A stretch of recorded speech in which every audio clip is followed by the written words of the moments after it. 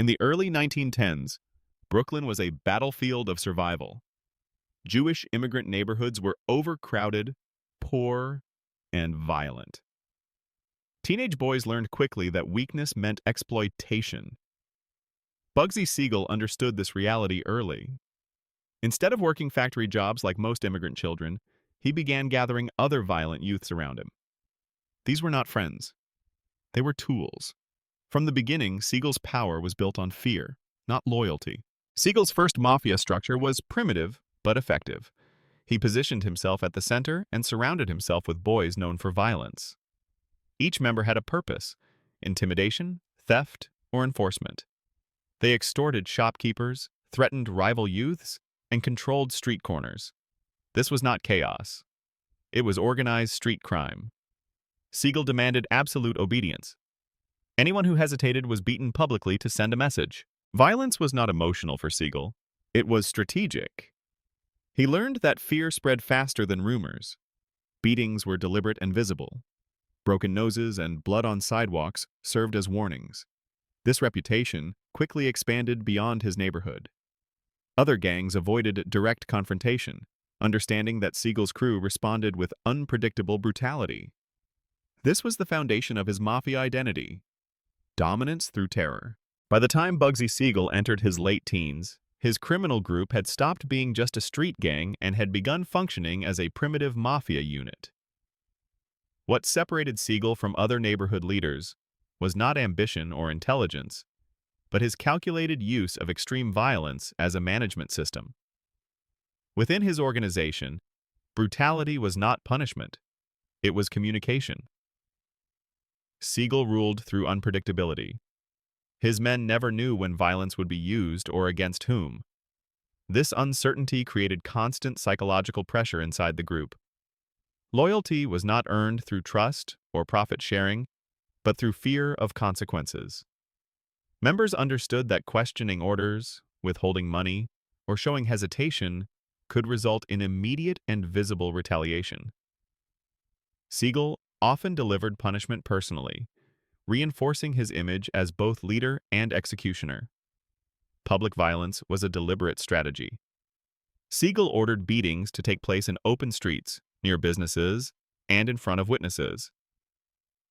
The goal was not secrecy, but reputation. Blood on sidewalks and broken bodies served as advertisements for his authority. Shop owners paid protection money not because contracts existed, but because they had seen what happened to those who refused. Rivals avoided escalation because Siegel's responses were excessive, emotional in appearance, but controlled in outcome. Inside his mafia circle, hierarchy was enforced through intimidation. Siegel promoted individuals who demonstrated cruelty without hesitation. Those capable of extreme acts were rewarded with protection and status. Those who hesitated were marginalized or eliminated. This created a feedback loop where violence became the currency of advancement. Over time, Siegel's organization developed a culture where brutality was normalized and expected. Importantly, Siegel did not rely on size or numbers. His mafia remained relatively small, but intensely violent. This efficiency allowed him to control territory disproportionate to his manpower. Fear traveled faster than force. Stories of his temper, shootings, and beatings spread through criminal networks, magnifying his power beyond direct contact. This leadership style, however, carried an inherent weakness. Fear created obedience, but not loyalty. Siegel's men followed him because they were terrified of him, not because they believed in him. This would later isolate him within larger mafia structures that valued discipline, discretion, and long-term profit. By the early 1920s, the mafia controlled by Bugsy Siegel had developed a clear internal structure. This was no longer a loose collection of violent men. It was an organized criminal unit built for efficiency, intimidation, and profit. Siegel understood instinctively that chaos weakened authority. To maintain dominance, every man needed a role, and every role needed consequences. At the top stood Siegel himself, absolute authority. He did not delegate final decisions. Violence, territory disputes, and punishments required his approval. This centralization of power ensured that fear flowed upward toward him alone. No subordinate could challenge his position because no one controlled violence the way he did. Below Siegel were trusted lieutenants. These men acted as intermediaries, delivering orders and reporting problems. They were chosen not for intelligence, but for loyalty and willingness to act without hesitation. Lieutenants supervised smaller crews and were responsible for collections, enforcement actions, and internal discipline. Failure to control their men was considered personal weakness and often resulted in demotion or removal. The next layer consisted of enforcers and shooters. These were the most violent individuals. Men used to carry out beatings, intimidations, kidnappings, and murders. They were not planners. They were instruments. Siegel deliberately kept them dependent, poorly educated, and isolated. Their value came solely from their capacity for violence. This made them expendable and easily replaced. Collectors handled extortion payments and protection money. They operated openly, visiting businesses regularly, making the Mafia's presence unavoidable. Any delay or refusal was immediately reported upward, triggering enforcement. This system allowed Siegel's Mafia to extract money efficiently while minimizing internal theft. Stealing from the organization was punished more severely than stealing from victims. Information flowed upward, orders flowed downward. This vertical structure reduced confusion and prevented independent power bases from forming. Siegel feared rivals inside his own crew more than enemies outside. To prevent betrayal, he rotated responsibilities and encouraged suspicion among members. No one fully trusted anyone else, except Siegel. This structure made his Mafia resilient in street conflicts but fragile in long-term operations. It depended entirely on Siegel's presence. Without him, fear would collapse, and loyalty would evaporate. By the time Bugsy Siegel fully consolidated control over his crew, protection rackets became the financial backbone of his Mafia. This was not random extortion. It was a structured system designed to extract continuous income while reinforcing dominance over entire neighborhoods. Businesses did not agree to protection. They were forced into submission through carefully staged violence. Siegel's Mafia targeted small and medium businesses first: grocery stores, tailors, bars, warehouses, and street vendors. These were chosen because they lacked political protection and could not afford private security. Collectors visited regularly, often weekly, demanding fixed payments. The amounts were deliberately set low enough to seem survivable, but frequent enough to create dependence. Over time, business owners began budgeting for Mafia payments as an unavoidable expense. Violence was used selectively. Siegel understood that excessive brutality attracted attention, but insufficient brutality encouraged resistance. His Mafia employed demonstration attacks: a single beating, a smashed storefront, or a public humiliation. These acts were designed to be witnessed. One broken jaw saved dozens of future beatings. Fear spread faster than any threat. Importantly, protection was largely fictional. Siegel's Mafia rarely defended businesses from outside threats because those threats often came from rival gangs or from Siegel himself. The illusion of safety was enough. Once payments began, stopping them was nearly impossible. Refusal was treated as defiance, and defiance was punished without negotiation. Internally, protection rackets enforced discipline. Collectors were monitored closely. Missing money meant theft, and theft from the organization was considered betrayal. Punishments for internal theft were severe, often more violent than punishments imposed on civilians. This ensured financial flow remained upward towards Siegel and his lieutenants. Protection rackets also served as intelligence networks. Business owners were forced to report suspicious activity, police presence, or rival gangs. Fear turned civilians into informants. This gave Siegel's Mafia situational awareness far beyond its size. Streets became hostile territory for outsiders. By the mid-1920s, Bugsy Siegel had transformed his mafia from a protection-based operation into something far more dangerous, a violence-for-hire organization. Murder was no longer a spontaneous reaction or personal vendetta. Under Siegel's control, killing became a calculated service, offered, negotiated, and executed with brutal efficiency. Siegel's mafia began receiving requests from other criminal groups who lacked reliable enforcement. Disputes over territory, unpaid debts, informants, and internal betrayals required solutions that were permanent. Siegel's reputation made his crew the preferred option. He did not ask questions. He did not moralize. If the price was right and the target was confirmed, the job was accepted. Contracts followed a strict internal process. Information about the target was gathered first. Routines, locations, habits, and protection.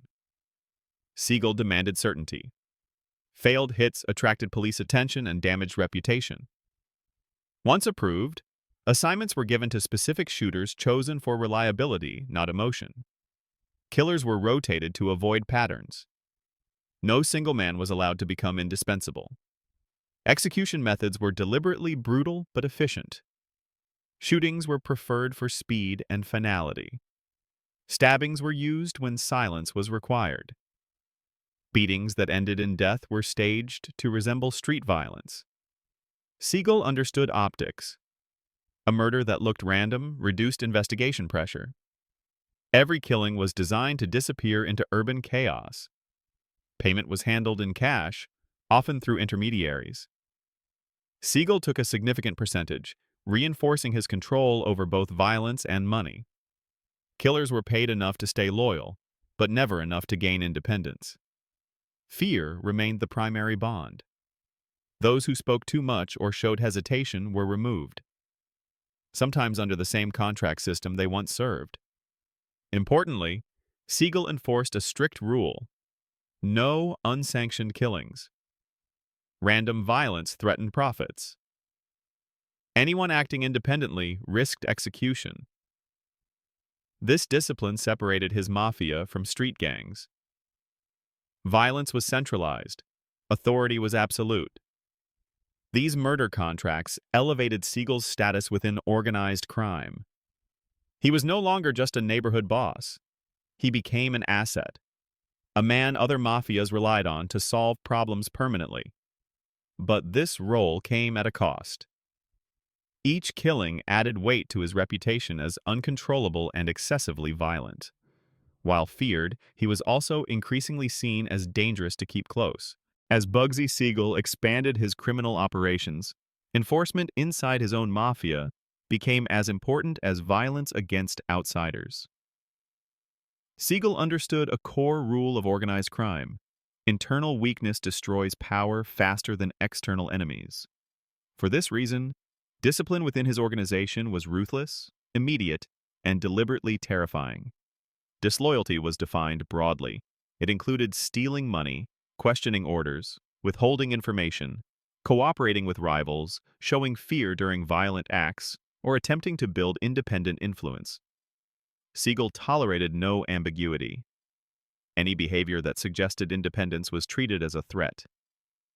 Warnings were rare. Punishment was public and irreversible. Enforcement actions were designed to educate the entire organization. When a member violated rules, Siegel ensured others witnessed the consequences.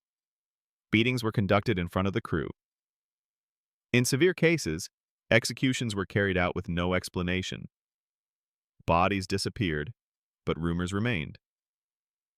Silence after a disappearance was often more effective than violence itself. Siegel deliberately encouraged paranoia. He rotated crews, reassigned roles, and spread misinformation. Members never knew who was being watched or tested. This atmosphere prevented alliances from forming inside the mafia. Trust between members was discouraged. Loyalty flowed upward, never sideways. Siegel believed that men who trusted each other more than their leader eventually rebelled. Punishment extended beyond the individual. Families of disloyal members were sometimes threatened or financially ruined. This tactic ensured obedience beyond fear for personal safety. Loyalty became a survival requirement, not a moral choice. Siegel's Mafia functioned less like a brotherhood and more like a controlled environment where deviation meant elimination. Importantly, Siegel enforced discipline personally at critical moments. He appeared calm during executions, detached during beatings, and emotionless during decisions. This emotional control amplified fear. His men did not see anger. They saw inevitability. Violence felt procedural, not impulsive. This internal enforcement system made Siegel's Mafia highly effective in the short term. Orders were followed without debate. Operations moved quickly. Betrayal was rare because survival instincts dominated. However, the cost was severe isolation. No one truly supported Siegel.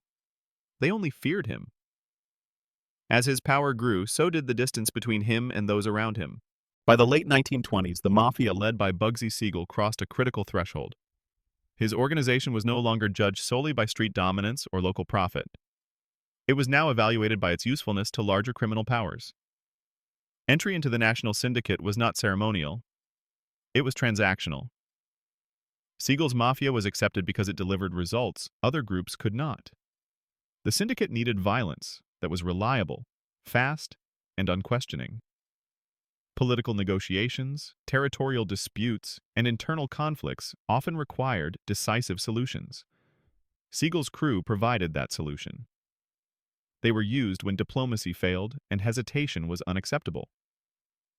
This positioned Siegel as an external enforcement resource. A mafia whose primary product was fear. Integration came with constraints. Siegel was expected to follow orders beyond his personal interests. Targets were assigned. Timelines were enforced. Random violence was discouraged. For the first time, his mafia had to operate under supervision. This created tension. Siegel respected power, but resisted control. He complied because access to national operations meant money, protection, and status. This transition expanded his mafia's geographic reach. Siegel's men traveled to unfamiliar cities, executed contracts, and disappeared. Local gangs recognized the pattern. Violence arrived without warning, ended conflicts immediately, and left no negotiable outcome. This unpredictability amplified Siegel's reputation far beyond his physical presence. Financially, syndicate integration stabilized income. Payments became larger and more consistent. Siegel's share increased, but so did expectations. Mistakes were no longer tolerated. Failure threatened not just reputation, but survival. This pressure forced Siegel to impose stricter discipline internally. His mafia became sharper, colder, and more professional. However, this alliance also exposed Siegel's weaknesses. His need for dominance clashed with syndicate hierarchy. He struggled to accept being a tool rather than a decision-maker. While his mafia was valued, Siegel himself was watched. His volatility was tolerated only as long as it produced results. By the late 1920s, the mafia led by Bugsy Siegel had drawn the focused attention of Italian syndicate leadership, particularly Charles Luciano. This relationship was not built on friendship or shared culture, it was built on results. Luciano evaluated criminals the same way he evaluated businesses: efficiency, reliability, and risk. Siegel scored high on the first two, and dangerously high on the third. Luciano recognized that Siegel's mafia excelled where negotiation failed. When conflicts threatened to spiral or stall profits, Siegel's crew ended them quickly. This created a functional respect. Luciano did not admire Siegel's temperament, but he trusted his outcomes. When Siegel was assigned a task, it was completed decisively, often with consequences that discouraged future resistance. However, Luciano also understood the dangers of Siegel's leadership style. Violence that was too visible attracted law enforcement attention. Emotional volatility disrupted long-term planning. Siegel's need to dominate situations personally conflicted with the syndicate's emphasis on delegation and discretion. For Luciano, Siegel was a weapon, powerful, effective, but unsafe if handled carelessly. Their interactions were direct and transactional. Luciano issued clear boundaries. Siegel was expected to act when ordered and disappear when finished. He was not invited into strategic decision-making circles. This separation limited Siegel's influence while preserving access to his services. It was a calculated balance. Keep the enforcer close, but never let him steer. Inside Siegel's Mafia, this relationship increased prestige. Being associated with Luciano elevated status and deterred challenges. Rivals understood that crossing Siegel risked retaliation beyond his own crew.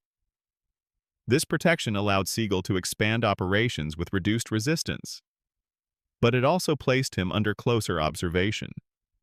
Mistakes would no longer be ignored. The tension lay in incompatible philosophies. Luciano believed stability created profit. Siegel believed fear created control. As long as Siegel's methods produced clean results, tolerance remained. But tolerance was not loyalty. Luciano never depended on Siegel emotionally, only operationally. The introduction of prohibition transformed Bugsy Siegel's Mafia into a far more complex and profitable criminal machine. Illegal alcohol was not just a product. It was an ecosystem of violence, logistics, corruption, and enforcement. Siegel's role within the system was not managerial in the traditional sense. He was the guarantor of security. Where alcohol moved, his mafia ensured it moved without interference. Siegel's mafia controlled key distribution routes rather than production. Alcohol shipments were hijacked, protected, or redirected depending on strategic value. Warehouses were guarded by armed crews. Trucks moved at night under escort. Any attempt by rival gangs to interfere was met with immediate retaliation. Shootouts over alcohol shipments were common, and Siegel encouraged overwhelming responses to discourage future attempts. Speakeasies became fixed income points. Bars that wanted uninterrupted supply and protection paid premiums. Siegel's mafia enforced exclusivity. A speakeasy under his protection could not buy from competitors. Violations resulted in destruction of property or violent punishment of owners. This control stabilized income while reinforcing dominance over nightlife economies. Corruption was essential. Police officers, dock workers, drivers, and warehouse supervisors were bribed or threatened. Siegel preferred intimidation over bribery. Fear ensured compliance even when payments stopped. This reduced long-term costs and created informants inside legal systems. Information about raids or inspections often reached Siegel's mafia before authorities acted. Prohibition violence was deliberate and public. Hijackings were staged to look chaotic, but followed strict internal rules. No unnecessary witnesses, no personal grudges. Alcohol wars were about territory and profit, not emotion. Siegel enforced discipline brutally when men acted impulsively. A single mistake could attract federal attention and jeopardize entire routes. The scale of money flowing through alcohol operations changed Siegel's mafia permanently. Income increased exponentially, but so did scrutiny. Larger profits demanded coordination with national syndicates. This pushed Siegel deeper into cooperative crime, and closer to oversight he resented. As prohibition profits grew, the mafia controlled by Bugsy Siegel was forced to evolve beyond brute force. Violence could seize territory, but logistics kept money flowing. Smuggling and distribution became the silent engine of Siegel's organization, a system that relied on coordination, secrecy, and absolute discipline. Siegel's mafia operated multiple layers of distribution. Alcohol moved from ports, rail yards, and rural drop points into urban warehouses before reaching speakeasies. Each stage was compartmentalized. Drivers did not know warehouse locations. Warehouse guards did not know final destinations. This separation limited damage if someone was arrested or flipped. Siegel insisted on redundancy, alternative routes, backup drivers, and secondary storage sites. Disruption in one area could not halt operations entirely. Smuggling routes were protected through intimidation rather than contracts. Dock workers, railroad employees, and truck mechanics were identified and pressured. Some were paid, but many were coerced. Threats against families ensured silence. Siegel preferred fear because it did not require ongoing negotiation. Once broken, an individual remained useful indefinitely. Distribution crews operated under strict timing rules. Delays attracted attention. Missed deliveries triggered internal investigations. Siegel treated inefficiency as betrayal. Men who caused losses through carelessness were punished publicly to discourage repetition. Logistics failures were considered more dangerous than street violence because they threatened revenue stability. Rival interference was handled decisively. When competing gangs attempted to hijack shipments, retaliation was immediate and overwhelming. Siegel's Mafia responded not just against the attackers, but against their infrastructure: drivers, storage locations, and leadership. The message was clear. Interference carried systemic consequences. Importantly, Siegel never allowed full transparency. No one besides him and a small inner circle understood the entire operation. This preserved control. Knowledge was power, and Siegel monopolized it. Even trusted lieutenants operated with partial information, preventing coordinated betrayal. As distribution networks expanded, so did law enforcement pressure. Siegel countered this by rotating routes frequently and staging false shipments to draw attention away from real ones. This deception increased operational costs, but reduced long-term risk. His Mafia became quieter, more calculated, and harder to track. By the early 1930s, the national syndicate faced a strategic problem.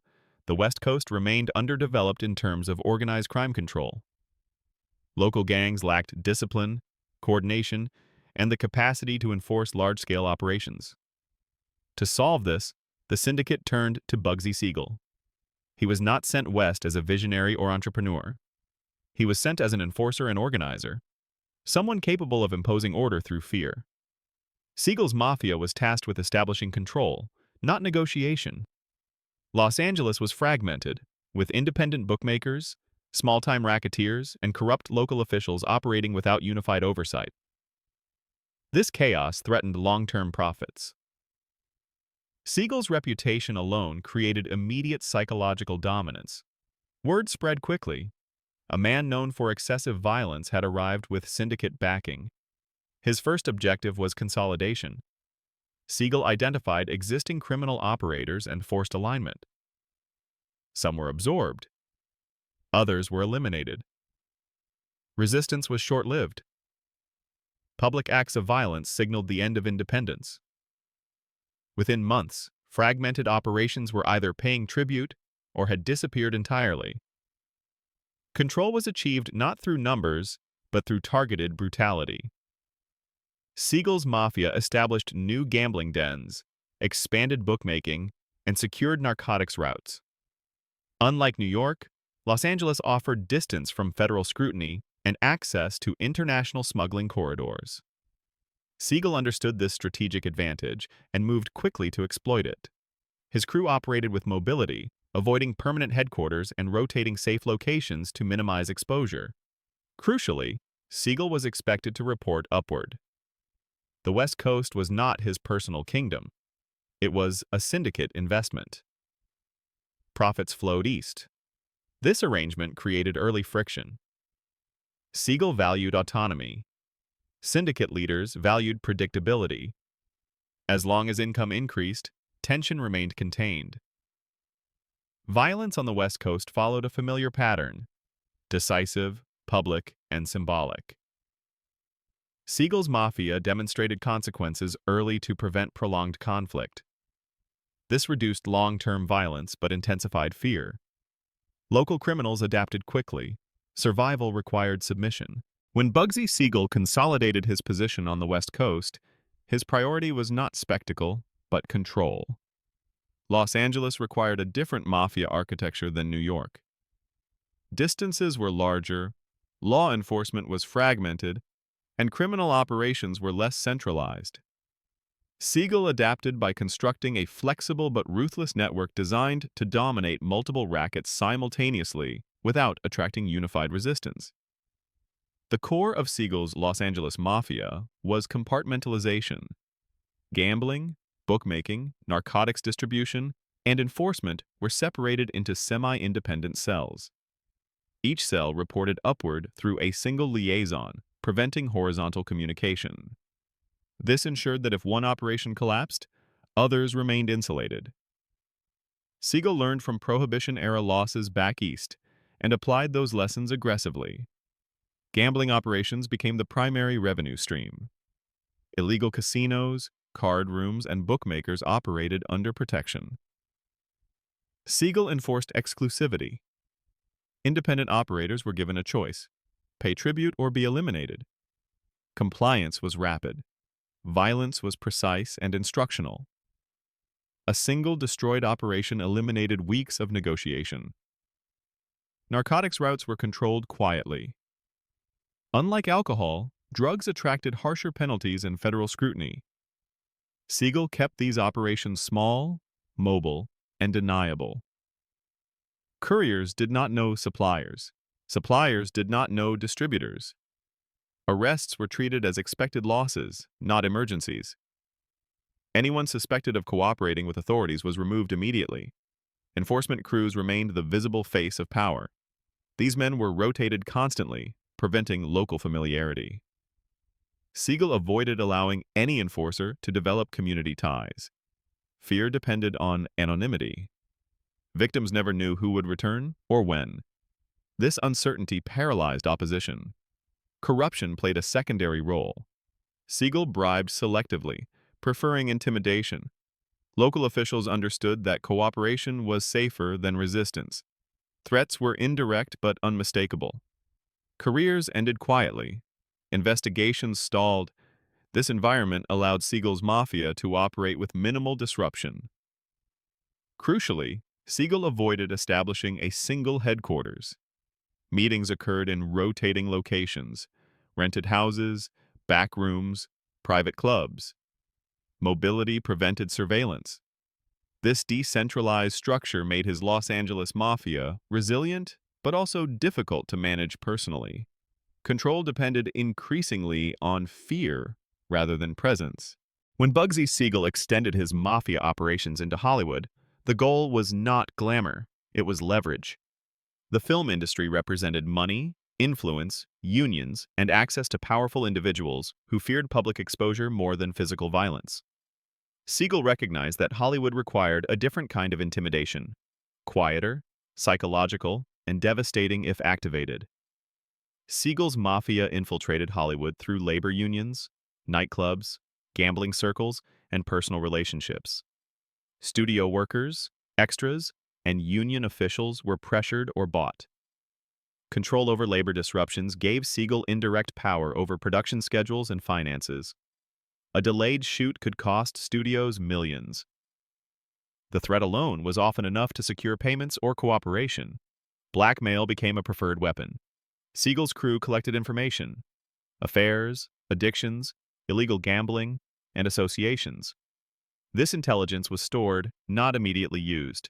Fear came from knowing exposure was possible at any moment. Unlike street extortion, Hollywood victims rarely resisted. Silence was safer than confrontation. Money laundering flourished in this environment. Film-connected businesses, nightclubs, and luxury properties absorbed illegal income. This gave Siegel's Mafia a cleaner financial surface, but it also increased scrutiny from syndicate leadership. Hollywood profits were significant, but they required discretion, something Siegel struggled to maintain. As operations expanded, internal conflicts intensified. Siegel's violent instincts clashed with the syndicate's expectations. His methods were effective but noisy. Hollywood demanded subtlety. Syndicate leaders began questioning whether Siegel was suited for long-term control of such sensitive operations. Within his Mafia, tension grew. Some lieutenants favored Lansky-style restraint. Others remained loyal to Siegel's fear-based rule. This ideological split weakened cohesion. Violence inside the organization increased. Suspected dissenters disappeared. Paranoia replaced unity. Siegel responded by tightening control, but this only accelerated isolation. His refusal to adapt marked him as increasingly dangerous, not to enemies, but to partners. By the mid-1940s, the Mafia project surrounding Bugsy Siegel reached its most dangerous phase. The problem was no longer violence, territory, or enforcement. It was money. Large sums invested by syndicate partners began to disappear without clear accounting. In organized crime, brutality could be forgiven. Financial uncertainty could not.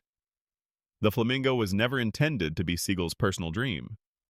It was a syndicate-funded operation designed for skimming, laundering, and long-term control of a legal gambling front. Siegel was appointed to execute the plan, not to own it.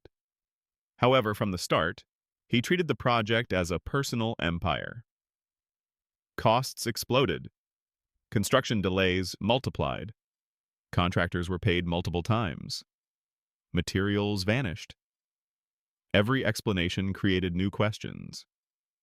Inside Siegel's Mafia, financial discipline collapsed. Cash moved through intermediaries without records. Couriers carried suitcases of money across borders. Oversight weakened as Siegel centralized decisions and blocked audits. Requests for transparency were interpreted as disrespect. This reaction alarmed syndicate leadership. In their world, secrecy protected operations. But secrecy from partners signaled theft. Investigators were quietly dispatched. They did not look for proof of violence. They tracked invoices, payments, and timelines. The conclusion was not that Siegel stole everything, but that he had lost control. Worse, he could no longer prove otherwise. In organized crime, inability to explain money loss equals guilt. At the same time, Siegel's behavior became erratic. He spent extravagantly, flaunted wealth, and ignored warnings. This reinforced suspicions. Syndicate leaders tolerated arrogance when profits flowed. Here, profits were delayed and unpredictable. The Flamingo transformed from an opportunity into a risk. Minute 16 shows the first irreversible shift. Siegel stopped being evaluated as an enforcer and started being evaluated as a financial threat. Minute 17 deepens this reality. The Flamingo symbolized modern organized crime, but Siegel embodied an older, louder model incompatible with controlled expansion. By the end of these 2 minutes, the decision had not yet been made.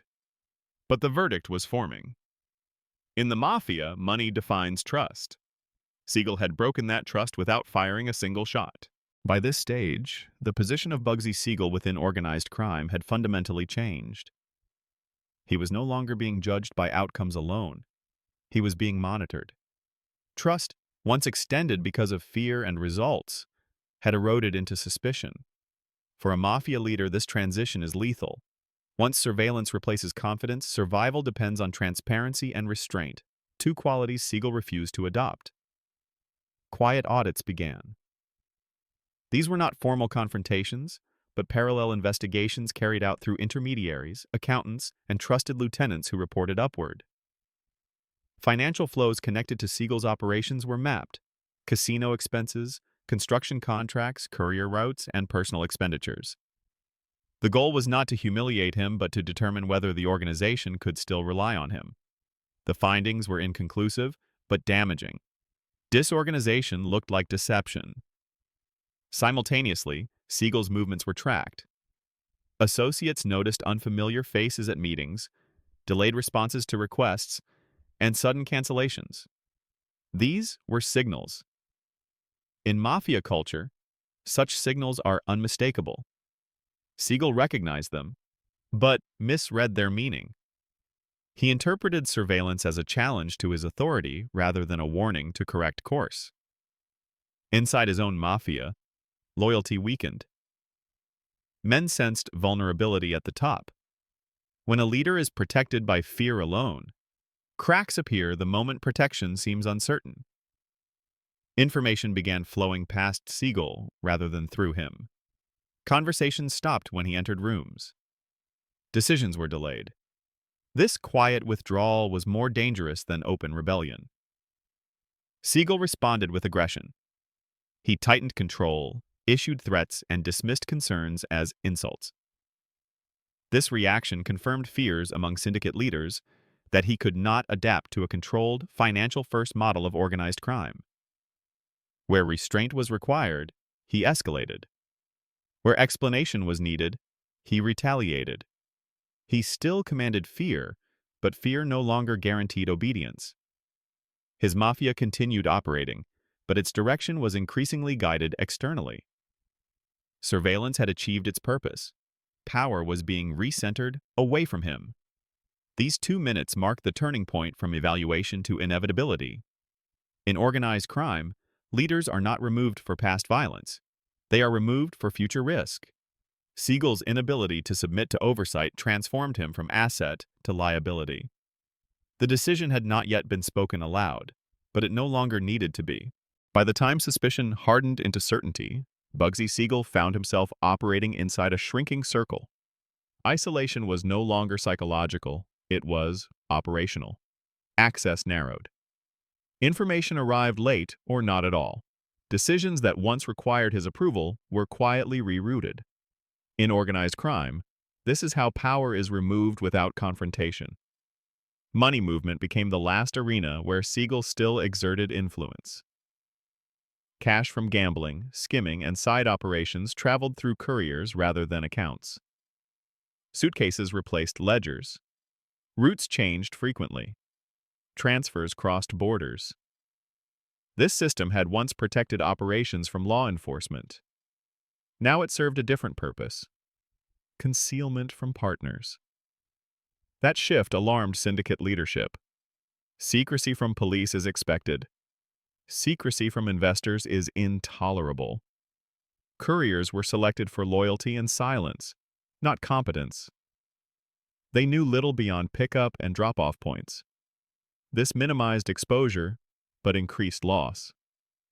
Delays multiplied. Funds arrived incomplete. Explanations varied.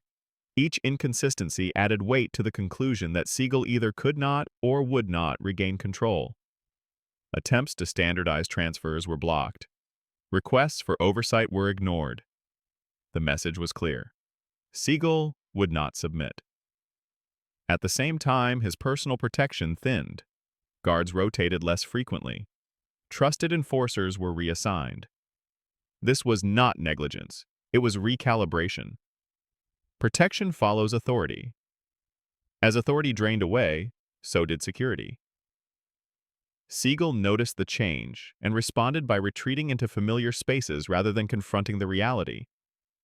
He relied on habit when adaptation was required. Isolation also reshaped his mafia. Lieutenants hedged. Some reported upward. Others distanced themselves. Operations continued, but loyalty fractured. Fear still existed, but it no longer unified. Men obeyed orders while preparing for a future without him. This quiet realignment was irreversible. By this stage, Bugsy Siegel was no longer negotiating with his peers. He was being managed by them. The final warnings did not arrive as threats or ultimatums. In organized crime, warnings are subtle, deniable, and final. Meetings grew shorter. Messages came through intermediaries. Questions were framed as suggestions. Each carried the same meaning: correct the problem or be replaced. Siegel was told, indirectly, to stabilize finances, reopen access to records, and submit to oversight. These were not insults. They were survival terms. Compliance would have preserved his life, if not his autonomy. But Siegel interpreted restraint as weakness and oversight as betrayal. He refused to acknowledge the authority behind the warnings, believing fear alone still protected him. Behind the scenes, syndicate leadership moved from evaluation to contingency planning. The Flamingo project was assessed independently. Replacement operators were identified. Cash flows were redirected experimentally to test continuity without Siegel's involvement. The results were clear. Operations functioned more smoothly when his influence was reduced. This was decisive. A leader whose removal improves stability has already lost his position. Approval of execution in Mafia culture is not dramatic. There is no vote, no announcement. Consensus forms quietly. Silence replaces debate. Once opposition disappears, the decision is effectively made. By minute 23, no senior figure spoke in Siegel's defense. That absence was the verdict. The execution was framed not as punishment, but as correction. Siegel was not being killed for past violence. Violence had always been his value. He was being removed because he threatened future profits and control. In the syndicate's logic, this was maintenance, not revenge. Crucially, Siegel was never informed directly. Warning a target invites chaos. Instead, protection was withdrawn completely. His routines became visible. His isolation became total. This exposure was intentional. In the underworld, vulnerability is the final message. By the time the decision was finalized, Bugsy Siegel was already living in the past. His Mafia empire still existed on paper, but operationally, it no longer belonged to him. Orders were bypassing his authority. Money moved without his approval. Protection had evaporated. In organized crime, this stage is terminal. Once a leader becomes symbolic rather than functional, removal is inevitable. The planning of Siegel's assassination was methodical and impersonal. No emotional motives were involved. The objective was clarity. The hit needed to communicate a message not only to Siegel, but to everyone watching. The location was chosen for vulnerability, not drama. A private residence, a predictable routine, a clear line of sight. This was not punishment. It was administrative closure. On the night of June 20th, 1947, Siegel was unguarded. That alone was confirmation of his status. Multiple shots were fired through a window, striking him instantly. There was no warning, no confrontation, no final words. The method was deliberate. Shooting through glass symbolized transparency. A man exposed by his own actions. Death was immediate. No second attempt was needed. The operation was clean. What followed was more important than the killing itself. Silence. No retaliation. No investigation from within the underworld. No public mourning. This absence was intentional. In Mafia culture, silence is confirmation that justice has been served. Siegel's name was not defended because his role had already been erased. Within hours, control of his operations shifted smoothly. The Flamingo continued without interruption. Profits stabilized. Violence dropped. This efficiency validated the decision retroactively. In organized crime, success after removal proves necessity. Siegel's Mafia survived him, and in doing so, redefined him as expendable. Meyer Lansky did not speak publicly. He did not attend funerals. He did not seek revenge. His response followed syndicate logic. Emotion weakens structure. The organization had corrected itself. That was enough. Siegel's legacy is often misunderstood. He was not a visionary casino builder. He was not a tragic outlaw. He was a transitional figure, a man whose leadership style belonged to an earlier, louder era of organized crime. His mafia thrived on fear, spectacle, and personal dominance. The system that replaced him valued invisibility, accounting, and control. In the end, Bugsy Siegel was killed not because he was violent, but because he was inefficient. He failed to evolve. His mafia succeeded, and that success made him unnecessary. That is the final lesson of his story. In organized crime, loyalty is conditional, fear is temporary, and power belongs only to those who adapt.